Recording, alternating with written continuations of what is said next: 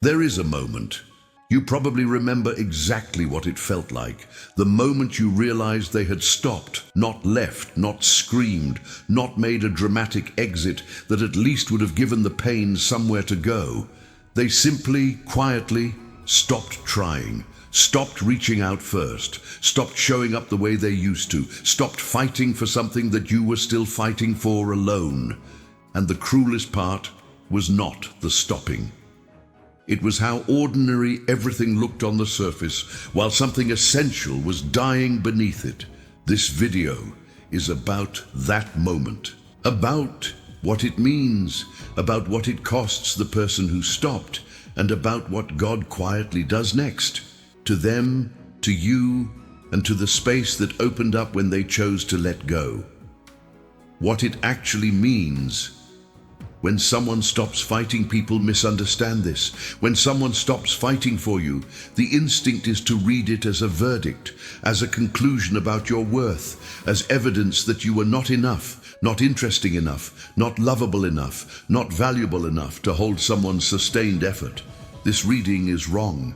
When someone stops fighting for a relationship, for a person, for something that required real effort to maintain, they are not making a statement about you. They are revealing something about themselves. They are showing you the ceiling of their capacity, the limit of what they are willing to carry, the precise point at which their comfort became more important than your connection. Carl Jung wrote that the most revealing thing about a person is not what they pursue, but what they abandon when pursuit becomes difficult. Anyone can love easily. It costs nothing to show up when everything is simple and the feeling is new and the effort required is minimal. The real character of a person reveals itself when staying requires something. When the relationship asks for patience, for sacrifice, for choosing someone on a day when choosing them is hard. And the person who stopped fighting for you showed you clearly, definitively, in the most honest language available, that they were not yet the person capable of that choice. That is not your failure. That is their limitation, the weight of being left behind. But knowing this does not make it hurt less, because you stayed. While they were quietly withdrawing, you were still there, still showing up, still trying to close a distance that was growing faster than your efforts could manage. You noticed the changes before you let yourself acknowledge them.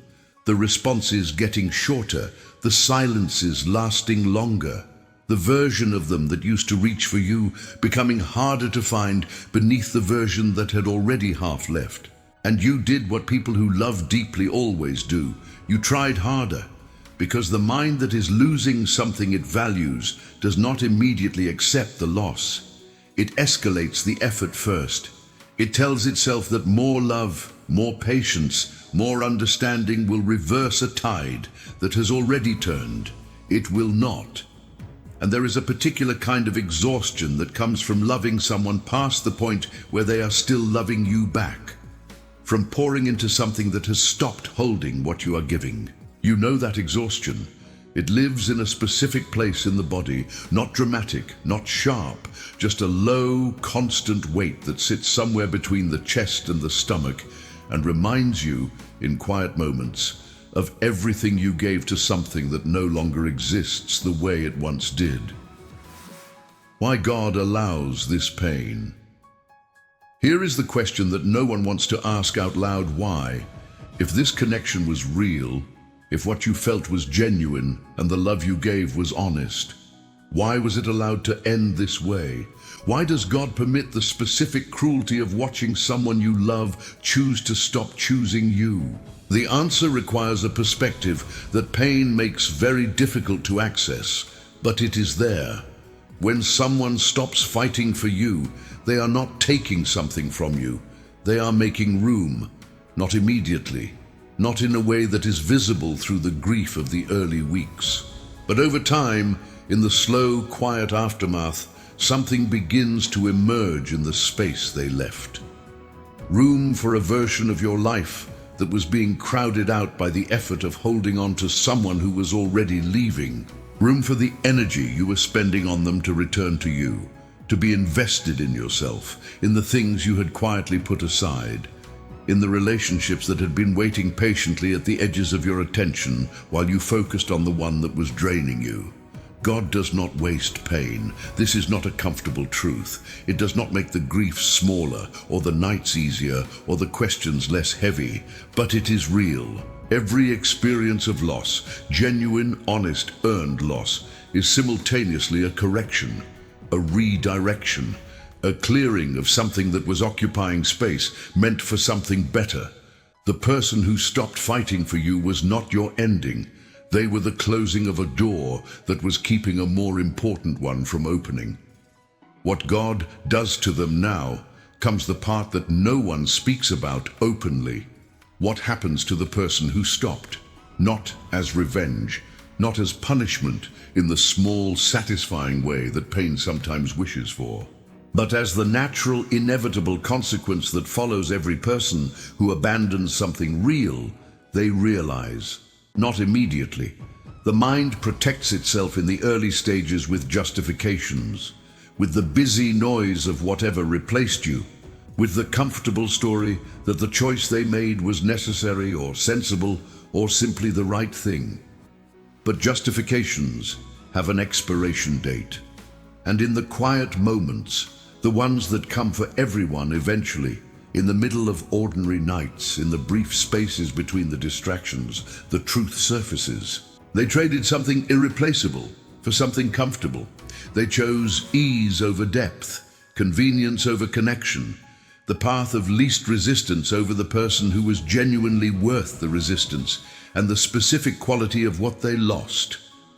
The particular way you loved, the depth you offered, the version of themselves they were capable of becoming in your presence. That quality does not replicate. It does not appear in the next person or the one after that. Because what you offered was not generic. It was built from who you are specifically, from the particular combination of your strength, your depth, your way of seeing people clearly and choosing them anyway, that cannot be replaced. And they will discover this in their own time, in their own way, in the specific private recognition that arrives for every person who let something real go and then spent the years after quietly measuring everything else against it. What God does for you, while that realization is making its slow way toward them, something else is already moving toward you. You cannot see it yet. The grief is still too present. The wound is still too recent, but there is a law that operates in human life that has been observed in every culture, documented in every spiritual tradition, and confirmed in the lived experience of everyone who has ever survived a loss they were not sure they could survive. What chooses to leave makes room for what is meant to stay. And what is meant to stay, the love that is coming toward you, that has always been moving toward you, that could not reach you while you were still holding on to something that was already gone. That love is different. It will not require you to fight for its attention. It will not make you earn what you deserve. It will not leave you exhausted by the effort of being chosen by someone who is already choosing elsewhere. It will simply, and this will feel so strange at first that you will almost not trust it, show up. Consistently, honestly, with a presence that does not ask you to manage it or coax it or maintain it through constant effort. Like something that was always supposed to be there, like something you recognize. The last truth. The person who stopped fighting for you made a choice, but God made a different one. God decided that the love you were capable of giving, the depth of it, the consistency of it, the way it stayed even when staying was hard, deserved a destination worthy of it, and so the door closed. Not to punish you, not as evidence of your inadequacy, but as the necessary first step in a direction you could not yet see. You are not where you are because you were not enough. You are where you are because something better required space. And the person who stopped fighting for you, unknowingly without intending to, did you the most significant favor of your life. Drop a in the comments if you needed to hear this today, and tell me, are you starting to understand why certain doors had to close?